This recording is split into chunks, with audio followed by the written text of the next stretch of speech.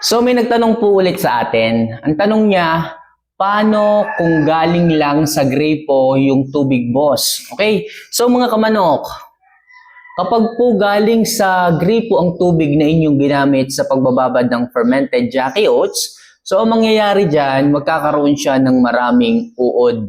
Yung maliliit na uod.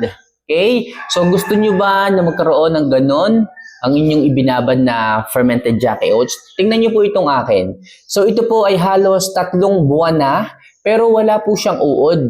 Bakit po? Kasi po, tubig na mineral po ang ating ginamit. Malinis po, na-filterize po ito. Pero yung tubig po sa gripo, hindi po natin masigurado kung yun po ay malinis o hindi. Pero kalimitan ang nangyayari, pag tubig gripo ang ginamit natin sa pagbababad, nagkakauod po. May magtatanong, bakit idol, pag iniinom namin yung tubig sa gripo, okay naman.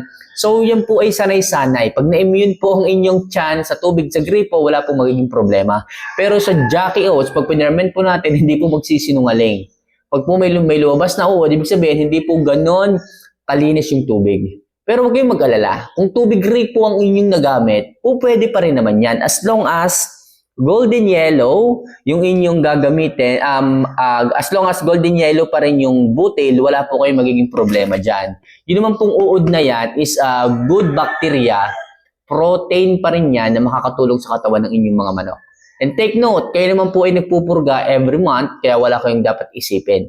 Kung may uod dyan o wala, po pwede pa rin gamitin. Halo lang sa pagkain mga kamanok, mayaman pa rin yan sa amino acid, natural vitamin B12, enzymes, calcium na maaaring magbenepisyo ang inyong mga alaga. Muli, sa mga gusto mag-try ng fermented Jackie Oats, sa mineral water nyo po gawin para po masigurado natin na hindi sila magkakauod. So yun lang mga kamanok. See you for our next vlog. Sana makatulong.